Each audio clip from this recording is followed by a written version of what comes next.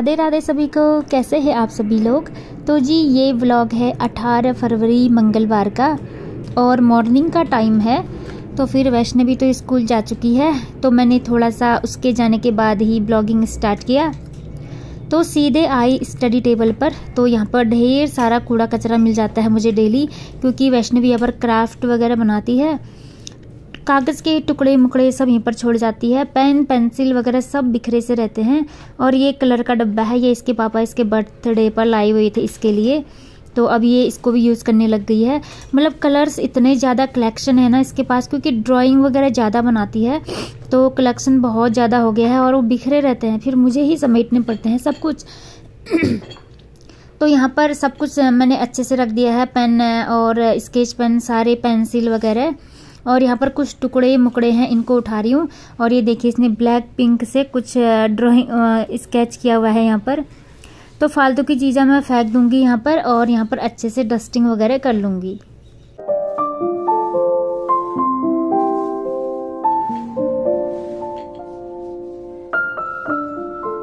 और बास्केट में कुछ बनाना बचे हुए हैं, ये थोड़े से ज़्यादा पक गए हैं, तो अब इनको मैं ही खाऊंगी। वैष्णवी ज़्यादा पके वाले नहीं खाती है। तो इसके बाद थोड़ा सा ये बेड को मैं साफ़ कर रही हूँ। और यहाँ पर ना नमकीन वगैरह सब कुछ गिरा रहता है इसमें, क्योंकि इसके जस्ट सामने पर ही टीवी है, तो यहीं पर ही बैठकर खाती है वैष्णवी नमकीन वगैरह कुछ भी। तो अब गर्मियाँ आ रही हैं, तो अब खाना वगैरह सब मैं ज़मीन पर ही खाएंगे हम लोग। तो थोड़ा सा बेड शीट साफ़ रहेगा, नहीं तो ना बेड शीट बहुत गंदा बना देती है ये। अब इसके बाद सोफ़ा में भी थोड़ा सा मैं कवर ऊपर नीचे कर लूँगी, इसमें भी कुछ ना कुछ गिरा ही रहता है, तो अच्छे से सेटअप कर लूँगी। इसके कवर ना काफ़ी पुराने हैं, आजकल घिस जैसे गए हैं धो धोकर, तो काफ़ी पुराना भी लग रहा है। चलो कोई नहीं, सोफ़ा भी बहुत पुराने हैं, तो इसको इस बार तो हम इसको यहीं बेच कर ही चले जाएंगे, क्योंकि मुझे अब सोफ़ा सेट है ना जो उतने पसंद नहीं आते हैं। ये रूम को ना ज़्यादा कवरेज कर लेते हैं और जगह बहुत कम हो जाता है। तो मैं देखती हूँ नेक्स्ट टाइम, मतलब अब जब दूसरी जगह जाएंगे तो शायद सोफ़ा वगैरह मैं अब कुछ नहीं खरीदूँगी, क्योंकि इनसे ना मेरा बिल्कुल मन भर चुका है। अब ज़्यादा खास नहीं लगता है मुझे, इसकी जगह बेड ठीक लगता है। बेड को ही सोफ़ा बना दिया जाए डेकोरेट करके, तो ना वो ज़्यादा मुझे परफेक्ट लगता है। सोने के काम भी आ जाता है, बैठने के काम भी आ जाता है। और सोफ़ा क्या है कि बस पूरा जगह कवरेज कर लेता है रूम में बस। तो झाड़ू भी लगा लिया है मैंने, बस किचन की सफाई नहीं हुई है, तो फिर आज मुझे किचन की ना थोड़ी सी अच्छे से सफाई करनी है। तो यहाँ पर कुछ चीज़ें थी जो मैंने हटा ली हैं। इलेक्ट्रिक केटल था, उनको हटा लिया है, इलेक्ट्रिक वाली चीज़ें और छोटी छोटी चीज़ें होती हैं किचन में, उनको साइड कर लिया है। क्योंकि जो ये वाला एरिया है ना जहाँ पर कटलेरी वाला स्टैंड लगा हुआ है, तो इनको मुझे धोना है। और ये जो छोटे छोटे स्टैंड हैं, लाइटर सीजर रखने के और चाकू वगैरह, स्पून स्टैंड है, ये सब धोने हैं मुझे, क्योंकि अब धीरे धीरे गर्मी आती ही जा रही है। अब जैसे ही हल्की सी गर्मी तो शुरू हो गई है, अभी सभी जगह होने लग ही गई है वैसे।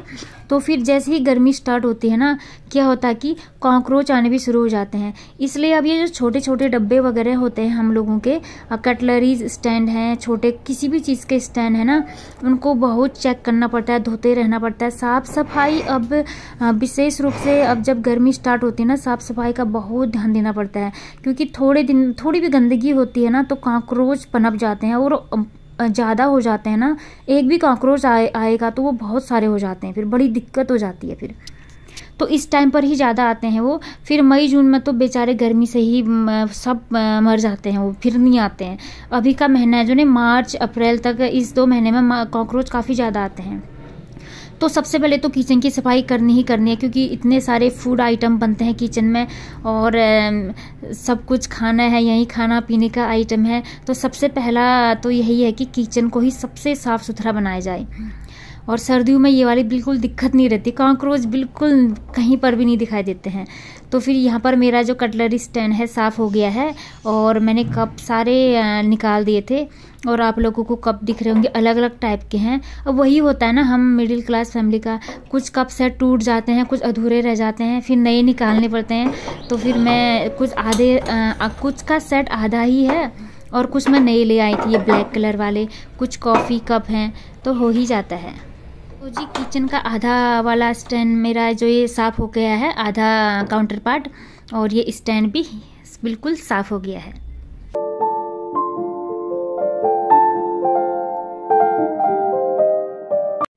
अब ये जो गमले हैं इनको मैंने हटा लिया है। इसके नीचे जो मैंने मैट बिछा रखा था उसको भी साइड कर लिया है, कैंडल हटा दिए हैं। अब यहाँ पर भी मुझे डीप क्लीनिंग करनी है। थोड़ा सा सामान इधर उधर करना पड़ेगा, थोड़ा थोड़ा करके ही होता है क्योंकि जगह थोड़ी कम होती है। तो यहाँ पर ना मैं थोड़ा सा बीम डाल दूंगी, बीम से ना अच्छा साफ़ हो जाता है किचन। जो भी दाग धब्बे या चिकनाई वगैरह होती है ना, अच्छे से साफ़ हो जाते हैं।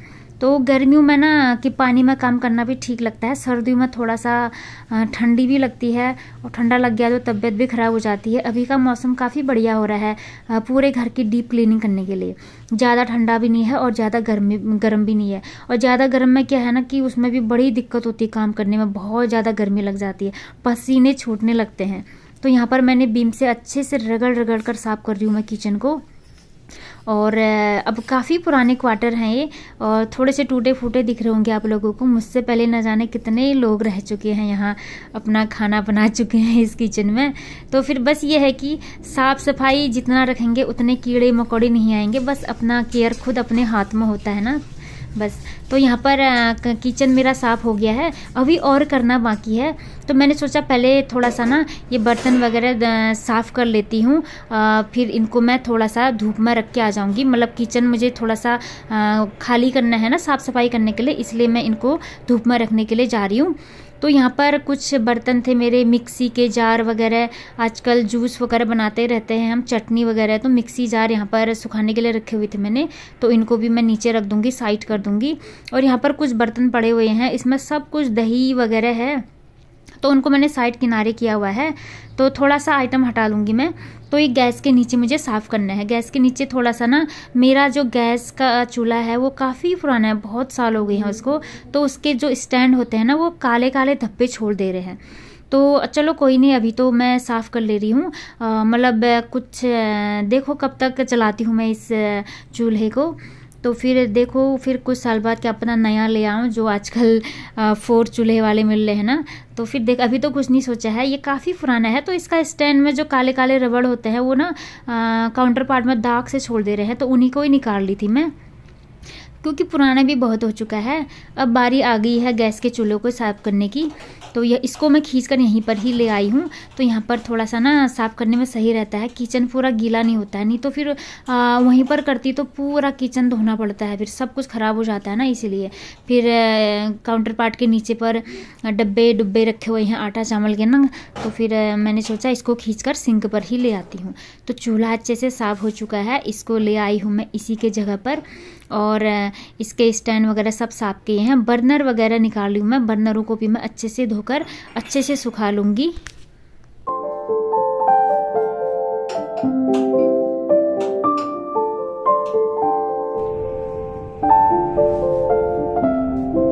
इसके बाद यहाँ पर गुड़ लाई हुई थी मैं, तो गुड़ को मैंने डब्बे में डाल दिया है।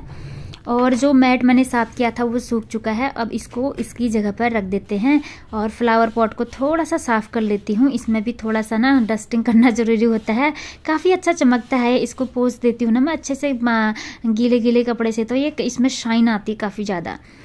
तो ये भी रख दिए हैं मैंने। और अब जो मैंने स्पून स्टैंड और नाइफ़ वाला स्टैंड था और जो पलटे वगैरह थे इस वुडन वाले, तो उनको भी मैंने धोए हुए थे ना बाहर उनके स्टैंड को, तो वो सूख कर अंदर ले आई हूँ।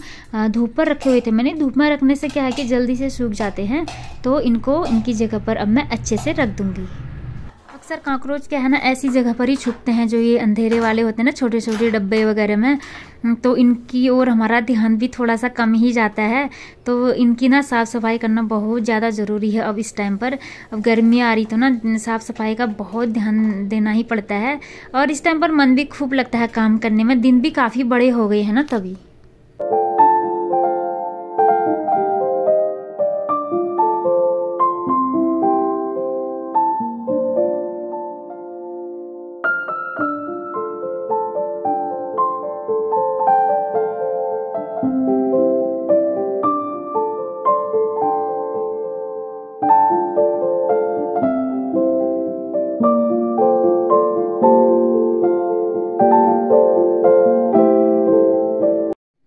जब लंबे दिन होते हैं तभी काम करने में मज़ा भी आता है और हमको टाइम भी मिल जाता है। सर्दियों में क्या है कि छोटे छोटे दिन होते हैं तो ना कब रात हो गई पता ही नहीं चलता है। तो यहाँ पर मिक्सी के उसमें मैंने फिट कर लिया है अच्छे से और उस पर से मैंने कर्टेन डाल दिया है और डब्बों को थोड़ा साफ़ कर लूँगी मैं।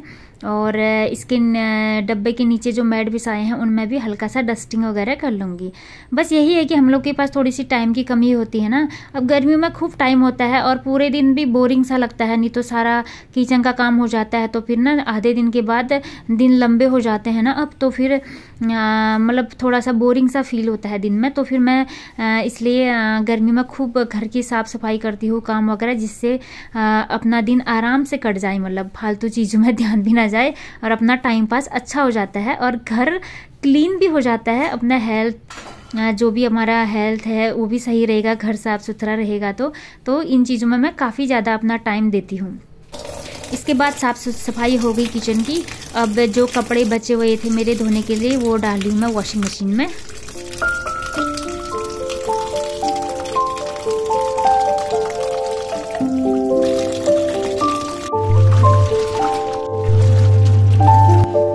अब आ गई हूँ किचन में। तो ये चूल्हे सूख चुके थे, इनको धोए हुए थे मैंने, और गैस के बर्नर हैं जो मैंने अच्छे से पोंछ लिया था और ये भी सूख चुके हैं। तो अब मुझे करना है दूध भी गर्म करना है, साथ में चाय भी बनाऊंगी अब अपने लिए, क्योंकि इतना सारा काम कर लिया है। तो अब थोड़ा सा चाय पीकर थोड़ी सी अपनी थकान भी दूर करूंगी, थोड़ी देर बैठूंगी, उसके बाद फिर और भी काम शुरू हो जाएंगे। बस अपने लिए टाइम निकालना पड़ता है थोड़ा सा। तो चाय पीने के बाद मैं भी थोड़ी देर आराम करके फिर आगे के काम कंटिन्यू रखूंगी अपने। इसके बाद कपड़े मैंने ड्रायर में सुखा लिए थे। धूप तो काफ़ी ज़्यादा तेज़ है, वैसे तो बिना ड्रायर में सुखाए भी कपड़े अच्छे खासे सूख जा रहे हैं इस टाइम पर, लेकिन मैंने हल्का सा ड्राई कर ही लिया फिर भी। तो फिर तेज़ धूप है, थोड़ी सी गर्मी भी है, लगभग 1-2 बजे तक तो कपड़े अच्छे खासे सूख जा रहे हैं।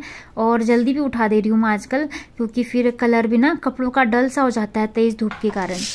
तो इसके बाद किचन में आई, लंच टाइम हो चुका है। आज बना रही हूँ मैं दाल, अरहर और कटे चने की दाल है ये, इसको मैंने डाल दिया है। थोड़ा सा मसूर दाल है वो भी डाल दिया है, और ये है लोबिया और ये भी डाल दिया है। तो दाल डब्बू से ख़त्म हो गई, तो अब मैं एक दिन डब्बे भी साफ़ करूँगी।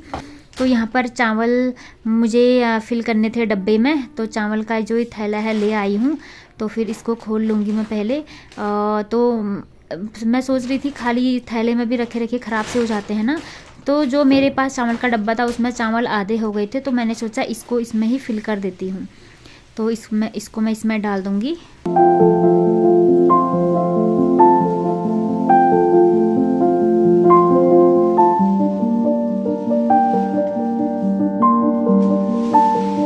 इंडिया गेट वाले चावल हैं ये, इसके पापा इस बार यही रख कर गए हुए थे। तो वैसे तो हम दूसरे वाले खा रहे थे, चलो कोई नहीं, इसको अब मुझे फिनिश करना है। तो जब ये ख़त्म होगा तो फिर हम जो खाते हैं नॉर्मली वो वाला लाएंगे। तो यहाँ हम लोग कुछ मंसूरी राइस बोलते हैं वो लाते हैं, तो वही खाने की ज़्यादा आदत थी। तो ये इसको खाने की हमको उतनी आदत नहीं है अभी, तो उतना टेस्टी नहीं लग रहा था। तो इसको अब ख़त्म करना ही है इस डिब्बे को, उसके बाद लाएंगे हम दूसरा वाला। तो चावल को मैंने फिल कर दिया है यहाँ पर, अब रख दूँगी इसको इसके जगह पर। और हाँ, दाल तो उबल ही रहा है, तो चावल भी मैं रख दूँगी। तो फ्रेंड, इसके बाद अब ये सीधे शाम का रूटीन है। तो यहाँ पर मैं आज बना रही हूँ वैष्णवी के लिए केक। आटा और मैदा दोनों ही लिया है मैंने, 1 कटोरी, और कोको पाउडर डाल दिया है क्योंकि मुझे चॉकलेटी लुक लाना है। तो 1 कटोरी ले लिया है मैंने आटा और सॉरी मैं बेसन बोल रही थी क्या, मैदा। आटा और मैदा, और ले लिया है घी, चीनी पाउडर। तो इसको अच्छे से मिक्स कर लिया है मैंने। इसमें थोड़ा सा दही डालकर इसको लगभग 10 मिनट तक फेंटते रहेंगे हम, जिससे अच्छे से घुल जाए। अब जो पाउडर था सब इसमें डाल दिया है, तो इसको घोल लिया है मैंने, और डाल दिया है इनो सॉल्ट, और इसको एक्टिवेट करने के लिए विनेगर, और अब डाल दिया है बेकिंग पाउडर। बेकिंग पाउडर के बाद ये देखिए अच्छे से घोल के, अब ये देखो ऐसा पेस्ट बना हुआ है। तो इसको मैं बेकिंग करने के लिए रख दूँगी। अब एकदम चॉकलेटी लुक लग रहा है ना। तो फिर इसके बाद इसको मैंने थोड़े से बादाम से और कोकोनट के थोड़े से टुकड़े बचे हुए थे मैंने, उससे गार्निश कर लिया है। तो जो ये बर्तन है इसको मैंने हीट कर लिया था, तो इसमें रख दिया है। इसके बाद अब आ गई हूँ मैं रूम पर। तो यहाँ पर कपड़े बचे हुए थे जो उठाए हुए थे ना, उनकी ही मुझे तह लगानी थी। तो ये वाला काम चल रहा है अभी मेरा यहाँ पर। फ्रेंड्स केक ना मेरा इतना टेस्टी बना हुआ था ना, एकदम डोरा केक टाइप बना हुआ था। और मतलब वैष्णवी तो इतना खुश हो गई ना, सेम डोरा केक लग रहा था। बस डोरा केक के अंदर थोड़ा सा वो लोग क्रीम डाले रहते हैं ना, बस वही उसी की कमी थी बस, बाकी पूरा वैसा ही लुक था, वैसा ही टेस्ट, पूरा घर खुशबू से महक गया हुआ था क्योंकि वैनिला एसेंस भी डाला हुआ था ना। तो इतना बहुत ज़्यादा टेस्टी बना हुआ था आज का केक। मतलब अब धीरे धीरे मुझसे ना केक बनने लग गया है अच्छे से। बस मुझे आइसिंग करना सीखना है, बस वो वाले मेरे पास सामान अभी नहीं है। इसके बाद अब मैं आ गई हूँ बालकनी में। आज कुछ पौधे हैं, इनमें मैं काफ़ी दिनों से पानी डालना भूल गई थी, तो मिट्टी पूरी सूख रखी है क्योंकि धूप बहुत ज़्यादा तेज़ है इस टाइम पर। तो पानी डाल दूँगी मैं सारे प्लांट में। शाम का टाइम है तो शाम का टाइम सही रहता है पौधों को पानी देने के लिए। तो यहाँ पर बस यही पौधों की केयरिंग चल रही है।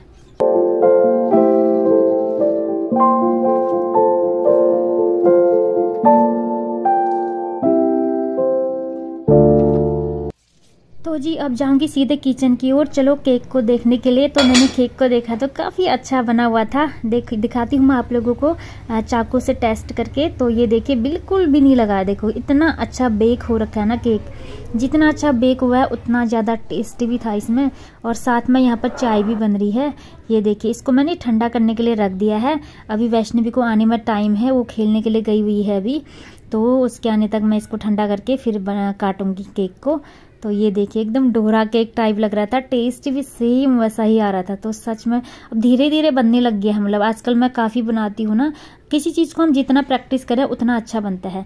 तो जी आज के लिए इतना ही, मिलती हूँ आपसे नेक्स्ट व्लॉग में बहुत जल्द। तब तक सभी को राधे राधे।